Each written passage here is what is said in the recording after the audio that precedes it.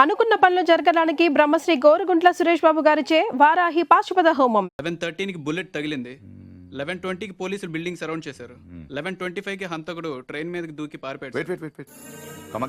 Sir 11:10కి speech start చేస్తే 11:13కి bullet తగిలింది. 11:20కి పోలీసులు బిల్డింగ్ సరౌండ్ చేశారు. 11:25కి హంతకుడు ట్రైన్ మీద దూకి పారిపోయాడు. షూట్ చేసిన వాడు అంత రిస్క్ తీసుకుని ప్లాట్ఫామ్ మీదకి ఎందుకు దూకాడు? రోడ్ మీద వెళ్ళొచ్చుగా. అప్పటికే బిల్డింగ్ చుట్టూ పోలీసులు ఉన్నారు సార్. నో 11:13కి కాలిస్తే 11:20కి పోలీసులు వచ్చారు. అంటే మధ్యలో 7 minutes ఉంది. వాడు బిల్డింగ్ కిందకొచ్చి కాఫీ తాగు మరీ వెళ్ళొచ్చు. కరెక్టే సార్, కానీ అదే టైంకి రోడ్డు మీద పెద్ద యాక్సిడెంట్ జరిగింది సార్. రవి? అవును సార్, యాక్సిడెంట్ అయింది. ఎక్కడ?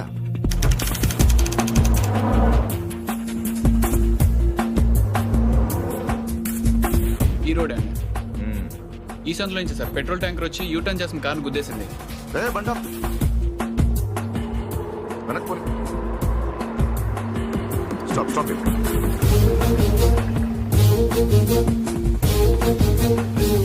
ఈ రోడ్ లో హెవీ వెహికల్స్ వెళ్ళకూడదని కార్పొరేషన్ వాళ్ళు బ్యారికేడ్ పెట్టారు, చూసావా? సార్ పైన ఎవరో కట్ చేశారు. శివారెడ్డి మర్డర్ జరిగిన ముందు రోజు రాత్రి ఈ సందులో ఎవరింటి ముందైనా పెట్రోల్ ట్యాంకర్ పార్క్ చేసి ఉందేమో కనుక్కోండి. Okay sir. హరి, ఆ కార్ ఏ ట్రావెల్స్ వాళ్ళతో కనుక్కున్నావా? వాటిని ఇక్కడ తీసుకొచ్చి. ఏంటి బాబాయ్, వాడిని చంపేస్తాను నరికేస్తానన్నావు? ఈ తాడుతోనే? తాడే కదా అంత తేలిగ్గా తీసేకమ్మా.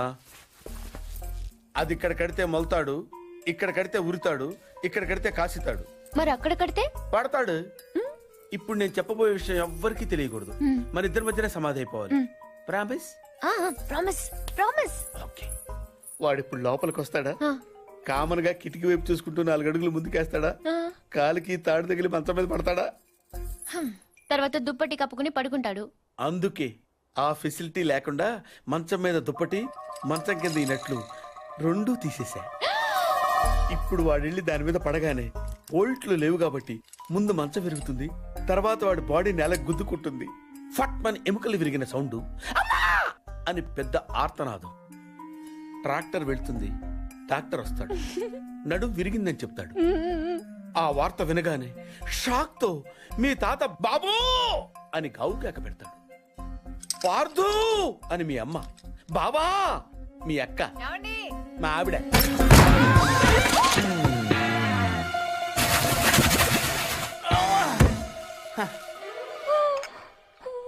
మా ఆయనేడే? ఇప్పుడు కిందకెళ్ళాడు పిన్ని. అబ్బా, ఈయన ఒక్క చోట ఉండడు కదా, చంపేస్తున్నాడు అనుకో. మీ బాబాయ్ని ఎక్కడైనా చూసావా? లేదు పిన్ని. గట్టిగా దూసిందేంటి? ఈయన ఎక్కడా? ఎందుకే కిటికీలు బార్లా తెరుస్తారు? దోమలు వచ్చేస్తాయని చెప్తే అర్థం కదా? మాట అంటే లెక్కలేదు. కింద లేడే, అందుకే వచ్చాను. వెళ్తున్నాడు పిన్ని. అబ్బా, మళ్ళీ వెళ్తున్నారా? ఏమండి, ఎప్పటి నుంచి వెతుకుతున్నానో. వేడి కాఫీ, సాసర్ కూడా ఉంది.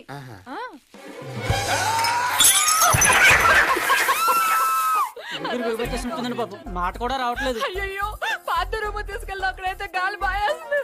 తొందరగా తీసుకెళ్ళండి. అయ్యో,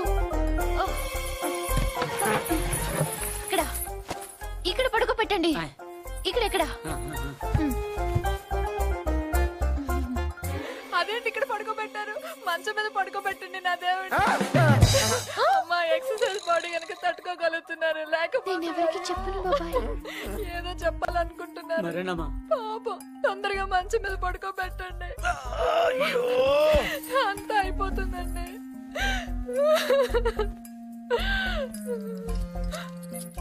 ఏంటండి ఇవి ఎక్కడవి?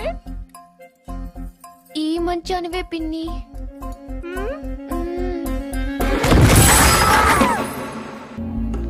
సార్ రవి ఎక్కడ? లోపల ఉన్నాడు sir. Good job guys. Show him. Sir వీళ్ళిద్దరూ కూడా వీడే అని చెప్తున్నారు సార్.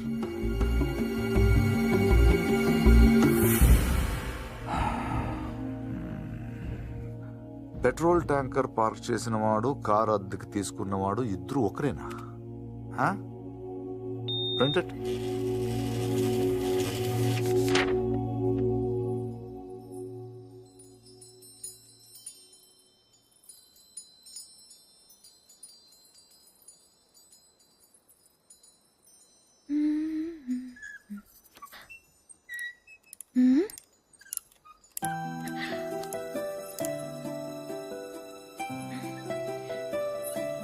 నీ వస్తాను. నేను వేస్తాను. Good night. Good night.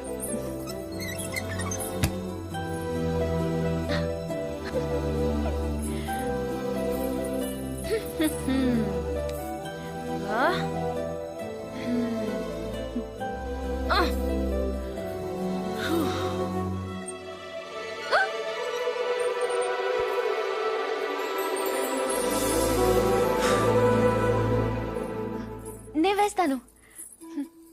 Screw loose. ఎవరికి? దీనికి. Good night. Good night.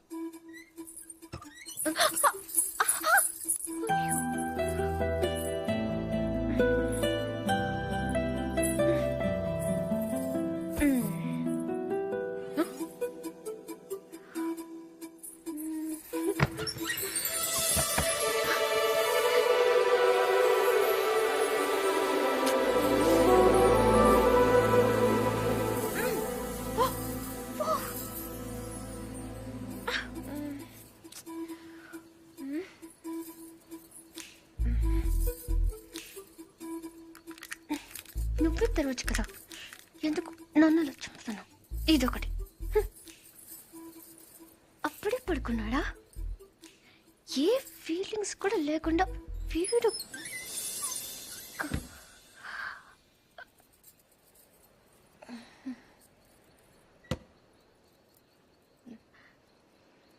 ఏదో చప్పుడైనట్టు అనిపిస్తేనో.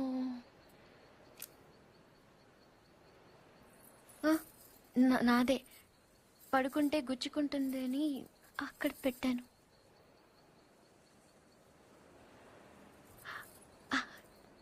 గాలి రావట్లేదని.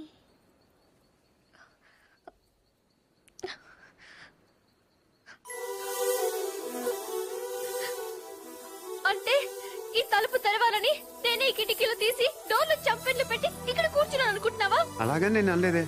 అనక్కర్లేదు. చూస్తే చాలు పోలీసులు దొంగను చూసినట్టు చూపు చూడు. నా చూపే అంత. ఆహాహా. నా ఫ్రెండ్స్ ని చూసేటప్పుడు మాత్రం సినిమా హీరోలా ఇలా చూస్తావు.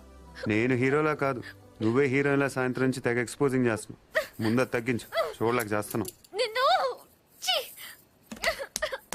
నువ్వేమంత బీపీ తెచ్చుకొని బాధపడిపోకర్లేదు.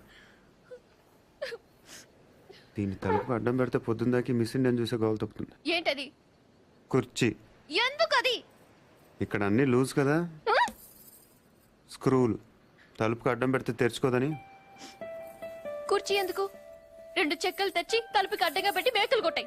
అది కూడా సరిపోకపోతే రేపు తాతయ్యతో చెప్పి ఈ తలుపు తీయించేసి ఏకంగా గోడ కట్టించాయి. అప్పుడు నా మొహం చూడక్కర్లేదు. నేను ఇంత ఏడుస్తున్నా ఓదార్చడానికి కూడా రావట్లేదు చూడు. అది కాదు పూరి. వద్దు, నేను అడుక్కున్నాక రావక్కర్లేదు. చూసావా, నీకు నిజంగా ఓదార్చాలంటే నేను ఆగమంటే ఆగిపోతావా? నీకు నేనంటే ముందు నుంచి చులకనేలే. నేనే ఇన్నాళ్ళు సిగ్గు లేకుండా నీ వెనకాల తిరిగాను. ఎన్నిసార్లు బాబా అని పిలిచాను. ఎప్పుడైనా ఒక్కసారి పూరి అని ప్రేమగా పిలిచావా? పూరి అది ఇప్పుడు కాదు, ఎప్పుడైనా. నీకే తెల్లగా ఉంటావు, పొడిగా ఉంటావు, ఇంగ్లీష్ మాట్లాడతావు. నిన్నెవరైనా చూస్తారు, నన్నెవరు చూస్తారు? ఎందుకు చూడరు? ఎవరి దాకా ఎందుకు? నువ్వు చూసావా? ఎప్పుడైనా ఆడదానిలో చూసావా నన్ను? ఏం మాట్లాడుతున్నావు పూరి? నీకు డ్రెస్ బాగుందని ఎప్పుడైనా చెప్పావా నువ్వు? చెప్దాం అనుకున్నాను, కానీ బాగోదని. అసలు నేనేం వేసుకున్నాను చూసావా? ఏ, నాకేం కళ్ళు లేవా? ఇప్పుడు నేను ఏ కలర్ ఓని వేసుకున్నాను చెప్పు. కిందకి చూడకు, చెప్పు. దానికి దీనికి లింక్ ఏంటి? అయినా అసలు నువ్వు అందంగా లేవని ఎవరన్నారు? నువ్వు నువ్వు అన్నావు.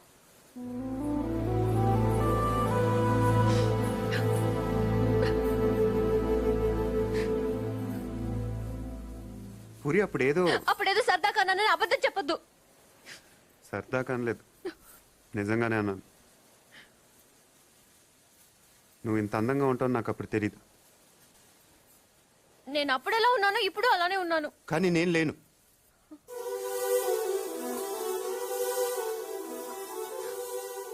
రోజు మనం వెన్నెలను చూస్తాం పూరి. ఎప్పుడో ఒకసారి బాగుందనిపిస్తుంది, కానీ రోజు అది అలానే ఉంటుంది. తేడా అక్కడ లేదు, ఇక్కడ ఉంది. అర్థం కాలేదా? నేనెవడో చూశాడని కదా గోడ బద్దలు కొట్టింది. ఆ రోజు నేను ముట్టుకుంటాను కదా వాడిని. బుజ్జి బుజ్జి, ఆ బుజ్జి గాని కొట్టింది. ఇంకెలా చెప్పను? నేను అందరిలా కాదు పూరి. నాకు బతకటం రాదు. ఇప్పుడిప్పుడే నేర్చుకుంటున్నాను. ఇంకా అర్థం కాలేదా? నువ్వు ఆ తలుపు దగ్గర కూర్చొని ఎందుకు తెరుచుకోవట్లేదని చూస్తున్నావు. నేను అదే తలుపు అవతల నుంచొని ఎప్పుడు తెరుచుకుంటుందని చూస్తున్నావు. అంతే తేడా మన ఇద్దరు. ఇచ్చేసిరా.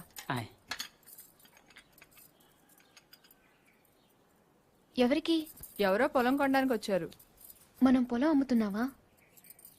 బంగారం కొనుక్కుండాను, పొలాలు అమ్ముకుండాను పెళ్లిళ్ళు అవుతాయంటే మీ అక్క పెళ్లికి 10 లక్షల దాకా కావాలి కదా, అందుకే ఒక 5 ఎకరాలు అమ్ముతున్నారు.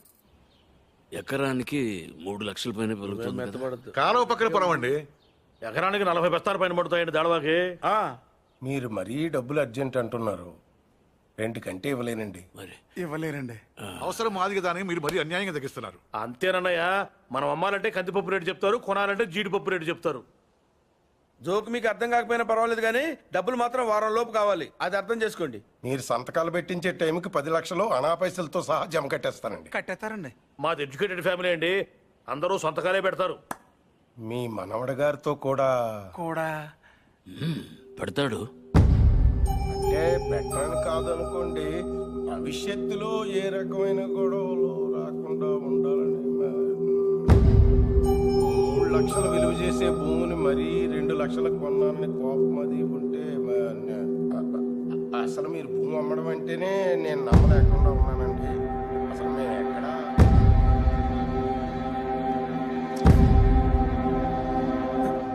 స్టాంప్ పేపర్ కొన్నారా? కొన్నానండి. కొనం అక్కడితో ఆపేద్దాం అనుకుంటున్నానండి. నన్ను వదిలేని మూర్తి గారు, నేను మీ పొలం కొనలేను. కొనలేరండి. ఏమైందండి? నేను నచ్చలేదో, నేను చెప్పిన రేట్ నచ్చలేదో వారి మనవడి గారికి ఈ పొలం అమ్మడం ఇష్టం లేనట్టుందండి. నన్ను వదిలేయండి సార్. వస్తానండి. వస్తామండి. నీకు ఇష్టం లేకపోతే ముందే చెప్పొచ్చుగా. వాళ్ళ ముందు మా పరువు తీయాలా? ఇంకా ఎందుకనయ్యా నిల్చొని చూస్తున్నావు? వీడింట్లో ఉండగా పిల్లల పెళ్లిళ్ళు కాదు కదా, పుట్టినరోజులు కూడా జరగనివ్వడు.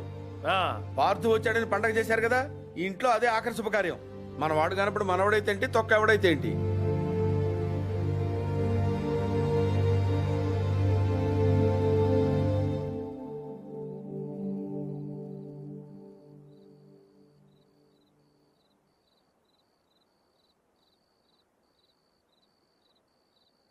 ఎవరు? పార్థు.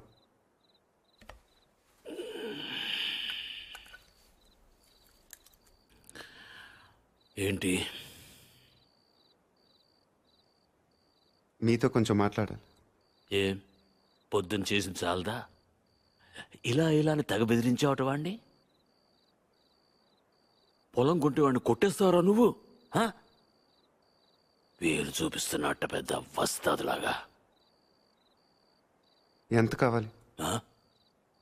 లలిత పెళ్లికి ఎంత కావాలి? 10 లక్షలు. ఇచ్చేస్తావా?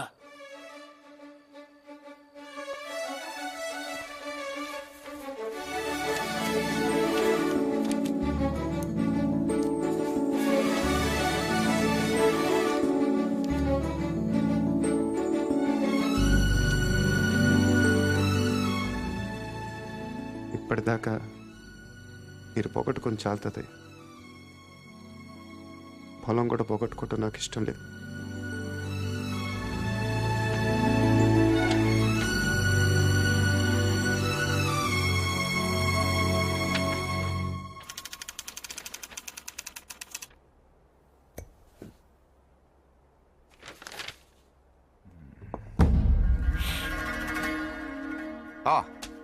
Come SIT down. మీ గురించి చదువుతున్నాను. 1991 బిలాస్పూర్ లోకల్ లీడర్ని మీటింగ్ జరుగుతుండగా చంపారు. Well, coming to the point, రీసెంట్గా ఇలాంటిది ఒక మర్డర్ జరిగింది, అపోజిషన్ లీడర్ శివారెడ్డిది. ఈ విషయంలో మీరు ఏమైనా హెల్ప్ చేయగలరా? ప్రొఫెషనల్ చేశాడు ఇది. ఎలా చెప్పగలరు? టెలిస్కోపిక్ గన్, నుదుటి మీద బుల్లెట్, కాస్ట్లీ మర్డర్. ఓ, రఫ్గా ఎంత తీసుకుంటారు? 1-2 కోట్లు. అంతా? ఈ ఉద్యోగాలన్నీ మానేసి ఇలాంటిది ఒకటి చేస్తే లైఫ్లో సెటిల్ అయిపోవచ్చేమో కదా. ఆ? సరే, అంత డబ్బు ఎక్కడ దాస్తారు వీళ్ళు? బ్యాంక్లో. బ్యాంక్లోనా? అక్కడ దాస్తామని మీకు కూడా డౌట్ రాలేదు కదా? నిజమే, ఈ కేసులో ఎటువైపు వెళ్ళినా అన్ని దారులు మూసిపోతున్నాయి. శివారెడ్డి మర్డర్ జరిగిన స్పాట్ దగ్గరలో యాక్సిడెంట్ జరిగింది. ఒక కారు, ఓ పెట్రోల్ ట్యాంకర్ ఒకదాన్ని ఒకటి గుద్దుకున్నాయి. విచిత్రం ఏంటంటే ఈ 2 బళ్ళు ఒకటే అద్దెకు తీసుకున్నాడు. అది వీడు. ఆ యాక్సిడెంట్లో వీడు పోయాడు, అక్కడ ఆగిపోయాం. వీడు చంపడు. వీడు నా దగ్గర పనిచేశాడు. వీడు ఎస్కేప్ మాత్రం ప్లాన్ చేస్తాడు. మర్డర్ వేరే వాడు చేస్తాడు. ఎవడు? నందు. నందు ఎలా ఉంటాడు? పొడుగ్గా ఉంటాడు. కళ్ళు ఎలా ఉంటాయి? వేటకెళ్ళేప్పుడు పులి కళ్ళు ఎలా ఉంటాయో అలా ఉంటాయి. కోపంగా, సూటిగా. వాడు మీకు దొరకడు.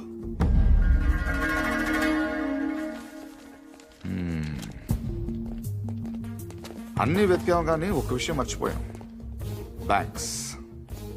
Let's search. శివారెడ్డి మర్డర్ జరగడానికి 15 రోజుల ముందు నుంచి అన్ని నేషనలైజ్ బ్యాంక్స్ లో ₹1,00,00,000 అంతకంటే పెద్ద అమౌంట్ ఏ ఇండివిజువల్ అకౌంట్ కైనా డిపాజిట్ అయ్యిందా వెతకండి. సార్ అలాంటి విషయాలు బ్యాంకులు బయటికి చెప్పరు సార్. లంచం ఏమండి అయ్యా, ఇండియాలో దానికి అవ్వని పని లేదు. Search search search search.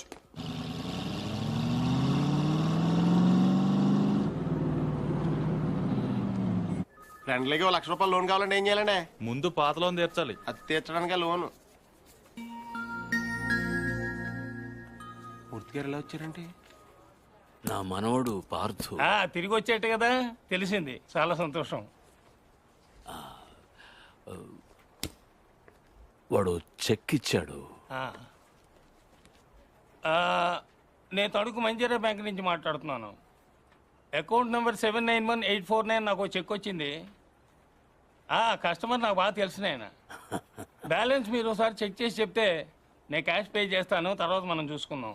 So banking hours ఎప్పుడు వరకు అండి? Ravi sir morning sir. Good morning. Bank బాగుంది కదా సార్? అమ్మాయి కూడా బాగానే ఉంది sir.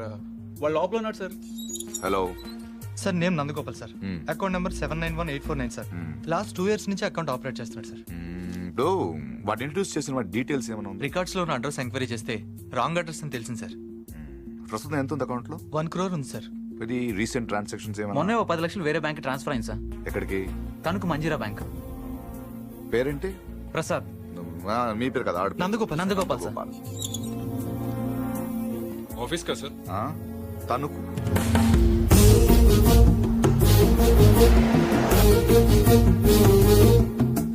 Anjaneya Prasad from audit department. ఎప్పుడు వచ్చారు సార్?